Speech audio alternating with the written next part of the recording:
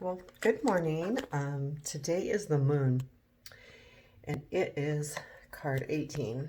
So we're getting close to the end here. And the moon really is kind of a tricky card, and I think it's supposed to be. I've read, a lot about how it's things aren't always what they seem to be because the shadow casts a strange, or the moon casts a strange shadow. Um, but I was just reading this too in this book that comes with these cards, and it talks about the the polarity between the wolf and the dog, and then the towers and the path in between, and how um, life, it's not cyclical like the wheel, but like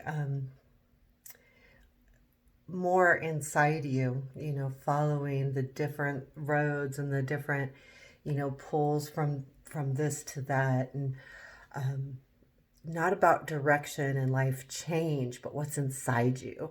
So it's kind of a pull between, I'm thinking this and I'm thinking that, or do I do this or do I do that? And I'm not going to say it's a decision maker, it's just a pull. It's a part of life that we need to learn how to deal with as we as we go through life. It's more learning how to deal with that balance of, which way do I go?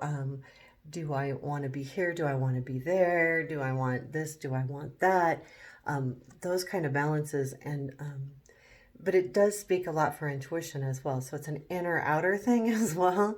I know it sounds really crazy. I look at this when I read it a lot of times in a reading. I see things aren't always what they seem. So, it's almost like a little warning when you're doing a reading.